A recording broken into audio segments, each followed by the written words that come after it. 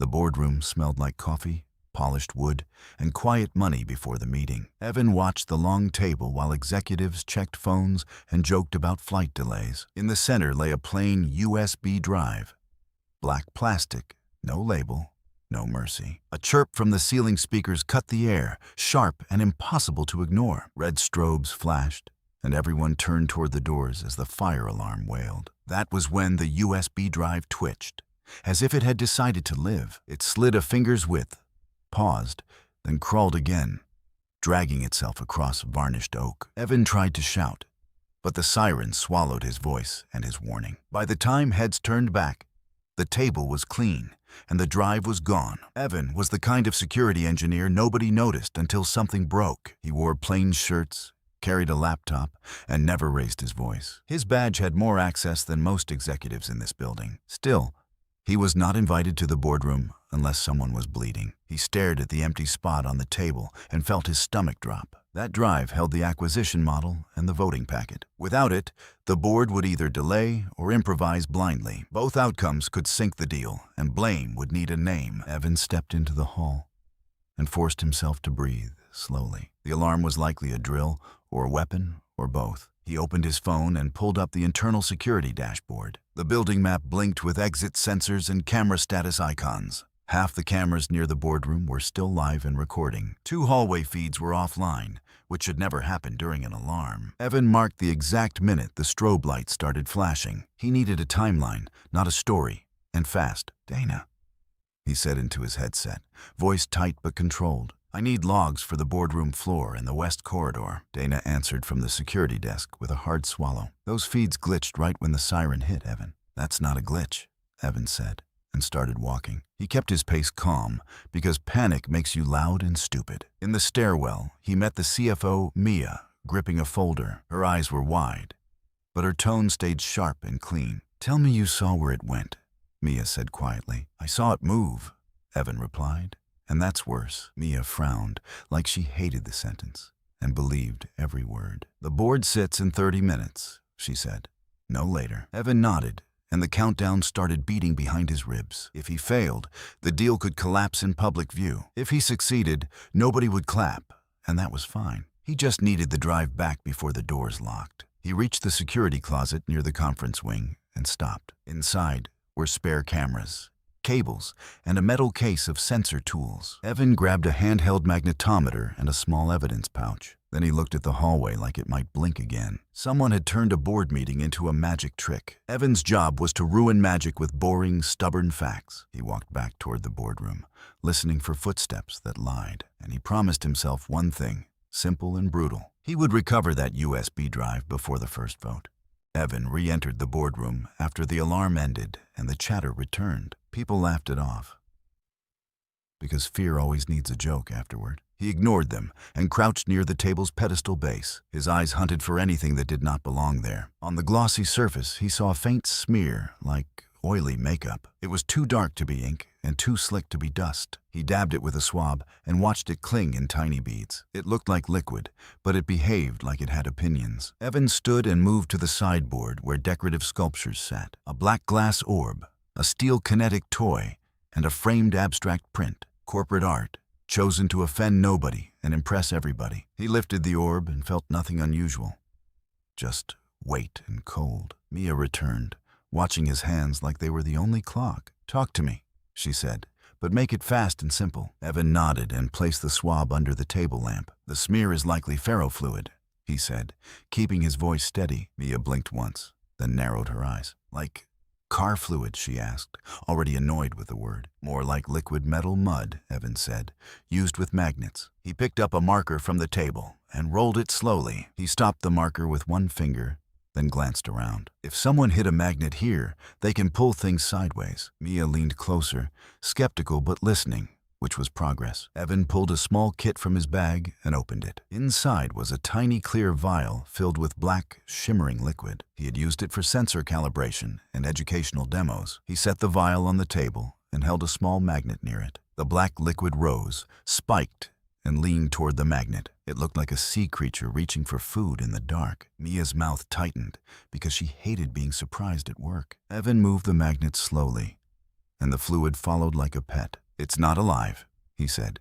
"It's tiny iron particles in oil." He spoke in short sentences, because time was now a weapon. "Each particle acts like a little compass needle," Evan continued. "When a magnet is near, they line up with the field. That lining creates the spikes and the crawling motion you see." Mia watched the liquid crawl against the glass, almost hypnotized. "So someone could make a USB drive move with that?" she asked. "Yes," Evan said.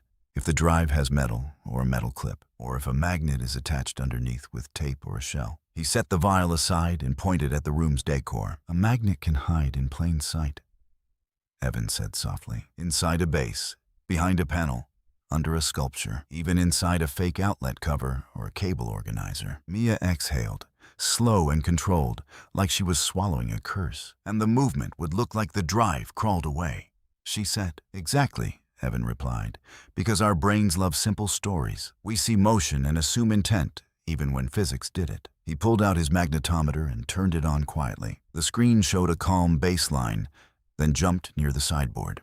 Evan's gaze fixed on the black glass orb again. He lifted it and felt a faint tug against his palm. He rotated it slowly, and the meter spiked once more. Mia's eyes hardened, now fully awake and fully angry. Evan set the orb down like it could bite. "The rule is this," he said, low and clear. "Ferrofluid plus a hidden magnetic field can fake a living theft. And if they can fake the theft," Mia said, "they can hide worse." Evan nodded, already planning his next move. Because the board would not wait for science to catch up. Evan slid under the conference table and aimed his flashlight upward. The pedestal had seams, screws, and a hollow space for cables. He ran a gloved finger along the inner rim and felt something tacky. A bead of black liquid clung there, glossy and stubborn. He touched it with a swab, and it stretched like thick paint. When he pulled away, it snapped back into a perfect little drop. Mia crouched beside him, her suit jacket creasing with annoyance. "You're telling me the thief used slime," she said flatly. Evan kept his face calm,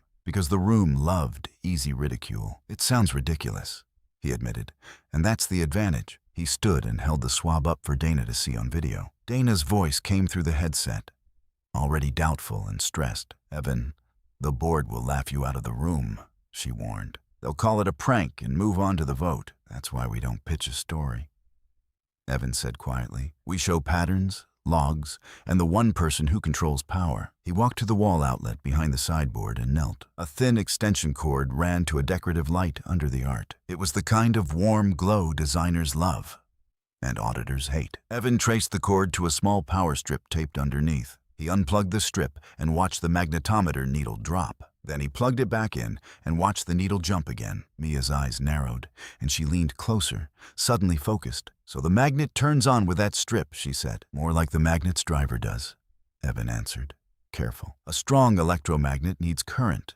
not just a pretty shell." He checked the strip and found a tiny inline timer module. It was hidden behind tape and placed where nobody looked twice. Evan held it up, and Mia's expression turned sharp as glass. "A timer," she repeated, tasting the word like poison, meaning this was scheduled, Evan said, not random panic. He tapped the timer's screen, which showed a simple daily program. Dana inhaled over the line, the sound tight and quick. "That would match the alarm time," Dana said, voice rising. "The drill always runs at 10:45 on meeting days." Evan nodded, because coincidence was now officially dead. He turned to Mia and kept his sentences short and clean. "The alarm distracted eyes," he said. "The timer moved the drive. The decor hid the magnet," Mia finished, now fully on board. "That means whoever set the decor had access and time," Evan said. Mia stood and scanned the room like she wanted to burn it. "Facilities," she said, "and the decorator team and electricians." Evan nodded and pulled up the work orders on his phone. There was one name that repeated across the last 3 projects. "Cal," Evan said, reading the contractor line item aloud. "Electrical and display integration. Assigned vendor." Mia's jaw tightened, because vendors were always someone else's problem. Donna cut in, faster now, trying to catch up with reality. "Cal was here this morning," Dana said. "Signed in at 7. He left at 9, she added, before the meeting prep started. Evan looked at the timer again and felt his pulse steady. A thief who left early was either smart or already finished. Mia spoke like she was giving orders to a storm. "Get Cal's access logs and phone number," she said to Dana, "and pull the visitor badge camera at the service elevator." Dana answered, "On it," with the tone of someone sprinting. Evan walked into the hall, and moved toward the service corridor. He did not run, because running makes witnesses remember you. He passed 2 assistants setting water glasses and smiling too hard. Their smiles were fear-wearing makeup, and Evan recognized it. At the service elevator, he found a small decorative panel. It looked like brushed steel, with a clean logo and no purpose. Evan held the magnetometer near it, and the needle jumped hard. He unscrewed the corner fast and lifted the panel away. Behind it was a compact electromagnet assembly, wired neatly. The wires fed down the wall into the ceiling space above. Evan felt a cold satisfaction, because evidence was always calming. Mia arrived behind him, her heels sharp against the tile. She stared at the magnet like it had personally insulted her. "This is in a public hallway," she said, voice low and furious. "Because public spaces are invisible," Evan replied. "Everyone assumes safe." He snapped photos, then sealed the timer and swab in bags. Dana's voice returned, tighter and more urgent than before. "Cal isn't answering," she said, and his badge scanned again. Evan froze for half a second, then forced motion into his legs. "Where did it scan?" he asked, already knowing the answer mattered. "Loading dock," Dana said. 2 minutes ago." Mia swore under her breath and looked at Evan for direction. Evan's mind clicked through routes like a map with knives. If Cal had the drive, he would not walk through the lobby. He would go through service areas and leave with trash and props. Evan headed toward the loading dock, Mia keeping pace beside him. They reached the doors and saw a rolling cart near the ramp. On it sat 2 cardboard boxes and a fake plant arrangement. The plant was corporate decor, tall, glossy, and cheaply confident. Evan's magnetometer screamed near the base of the pot. Mia grabbed the cart handle, but Evan held up a palm. "Don't touch anything yet," he said. "We need him to repeat it." Mia stared at him like he had gone insane on the clock. "We need the drive now," she hissed, eyes burning.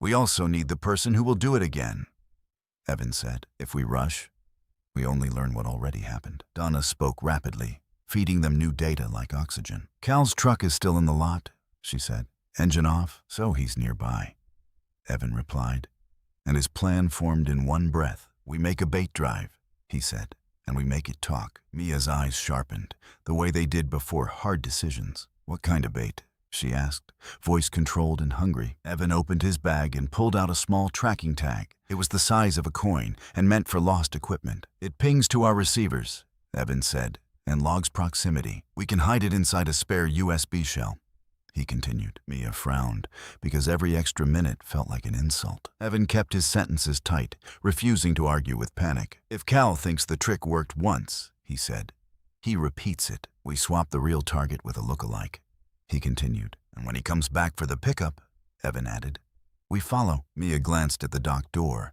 then back at Evan's face. "And the price?" she asked. "Is we risk losing the real one." Evan nodded once, slow and honest, because lies were useless now. "We keep the original off the table," he said, locked and guarded. "We only offer the bait in the same spot," he finished. Mia took a long breath and made the decision like a signature. "Do it," she said.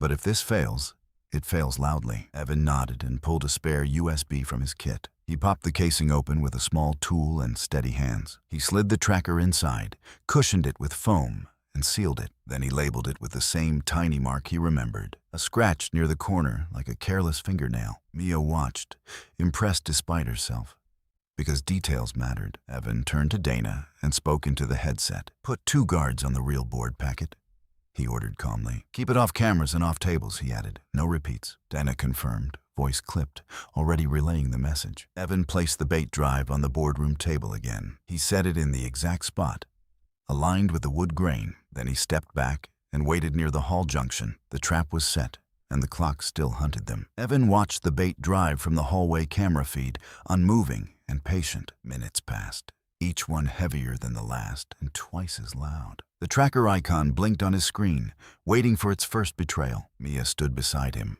arms crossed, breathing like controlled fire. Dana's voice broke the silence with sudden, sharp urgency. "Tracker just moved," she said, pulse audible through the headset. Evan leaned closer to the screen and saw the signal sliding slowly. It crawled off the table, just like before.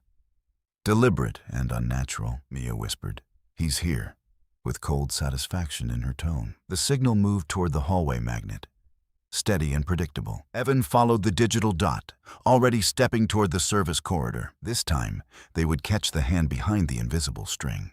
They reached the panel and found the bait drive waiting below. It rested beside the electromagnet, abandoned like a finished prop. Evan picked it up and checked the tracker status carefully. The device had transmitted the entire movement without interruption. Dana spoke again, confusion now bleeding into her voice. "No badge scans," she said. "No doors opened near that hallway." Mia frowned, her certainty cracking at the edges. "Then how did he retrieve it?" she asked, voice tightening. Evan stared at the drive and felt something colder than fear. The trap had worked perfectly, which suddenly felt completely wrong. A smart thief would not risk returning to the same magnet twice. A smarter thief would not need to return at all. He opened the USB casing slowly and checked the tracker placement. It was intact, untouched, and exactly where he had sealed it. No fingerprints disturbed the foam. No scratches betrayed interference. It had moved alone, guided only by the magnetic field again. Mia stepped closer, her patience dissolving into anger and dread. "You said he would come back," she said, words sharp as glass. Evan nodded once, accepting the accusation without defense. "I said he would, if he still needed the data," Evan replied. The sentence hung in the air, heavy and dangerous. Dana spoke next, her voice smaller now, almost afraid of the answer. "What if he never needed the drive itself?" she asked quietly. Evan closed his eyes for half a second and saw the truth clearly. "The motion was theater," Evan said, voice calm and hollow. "The crawling drive was only meant to distract everyone watching." Mia's face went still, like a door closing behind her thoughts. "Then when did he take the real information?" she asked. Evan pulled up the earlier camera feeds and rewound carefully. Before the alarm, before the movement, before anyone felt afraid. There was a moment when the drive sat alone on the table. 1 minute where nobody watched, because nobody expected a threat. Evan zoomed in and saw a faint reflection in the polished wood. A hand had reached in from the blind camera angle, not to take the drive, but to connect something briefly. A tiny adapter, pressed into the port, then removed seconds later. Dana gasped as the implication landed hard and final. "He copied the data," she whispered, voice barely holding together. Evan nodded, feeling both impressed and deeply angry at once. "The drive never left until the show began," he said quietly. Mia turned away, jaw tight, eyes burning with new urgency. "So the thief already has everything he came for," she said. Evan looked at the tracker in his hand and understood the insult. They had chased a ghost, while the real crime walked out calmly. "The magnet moved plastic," Evan said, voice low and steady. "But the real theft moved information," he finished, already planning pursuit. Evan did not chase Cal anymore, because Cal was only the stagehand. He chased the audience member who paid for the show. He turned to Dana and spoke fast, each word clean and sharp. "Search outbound traffic after the adapter moment," Evan said. Dana answered instantly, fingers already moving across her keyboard. "Large encrypted upload, 1042, she said, voice tight. It went through guest Wi-Fi, then out to a relay server. Mia leaned in, hearing only one thing that mattered. "Where did it end up?" she asked, voice cold and steady. Donna paused, then spoke with sudden clarity and certainty. "There's a recipient email in the handshake metadata," she said. "It's linked to a calendar invite on Cal's phone number." Evan felt the pieces locked together like a clean mechanism. "Not Cal's deal," Evan said. "Cal's delivery appointment." Donna read the invite details, voice rising with adrenaline. "Coffee shop across the river," she said. 11:15. Mia checked her watch and swore under her breath. "That's in 12 minutes, she said, already moving for the door. Evan grabbed the original board drive from Dana's runner at security. He sealed it in a pouch and kept it on his body. They took the service exit and crossed the street to an unmarked car. Mia drove like she negotiated, direct, aggressive, and without apology. Evan watched the tracker map and the network logs in parallel. He needed the receiver, not the magician's assistant. At the coffee shop, the line was long and full of bored faces. Evan scanned hands, bags, and eyes that avoided cameras. A man in a gray hoodie sat alone, phone upside down. He held a small laptop bag like it contained a beating heart. Evan saw the tell without knowing the face. The man kept glancing at the door, not at the barista. He was waiting for a package, not a latte. Mia stayed back, already calling corporate legal on a silent line. Dana whispered in Evan's ear, "That's him." Matching device signature. Evan walked past, dropped a napkin on the man's table, and kept going. The napkin carried a tiny adhesive sensor from Evan's kit. It stuck under the table edge, facing the laptop bag. Seconds later, Evan's phone vibrated with a proximity alert. The receiver's bag held the copied data device, active and nearby. Evan turned, sat opposite the man, and spoke softly. "You bought stolen work," Evan said, "and you're about to pay twice." The man's eyes widened, then narrowed into practiced denial. "I don't know you," he said, voice calm but slightly too fast. Mia stepped forward and placed her badge on the table. "Company counsel is listening," she said, "and police are en route." The man stood, but Evan's hand was already on the bag strap. He pulled it close, gentle but absolute, and unzipped it halfway. Inside was a small USB adapter and a compact solid-state drive. Not dramatic, not magical, just theft made portable. The man's shoulders dropped, surrender replacing performance. Evan sealed the devices in evidence pouches and photographed everything. Mia's phone spoke with a lawyer's voice, calm and sharp. The receiver said one name, then stopped talking entirely. Back at the tower, the board waited behind closed glass doors. Mia walked in, placed the original drive on the table, and smiled. "It's intact," she said, "and the vote can proceed." No one asked how close disaster had come. After the meeting, Mia found Evan in the security office. She held out a folder with a signature line and a simple title. "Director of Security Engineering," she said, effective immediately. Evan read it once, then looked up, careful and still. "This gives me authority over vendors," he said, voice level. "And over decor, power, and every blind angle," Mia replied. Evan signed, not smiling, because he knew what it really meant. The building had teeth now, and he was allowed to use them.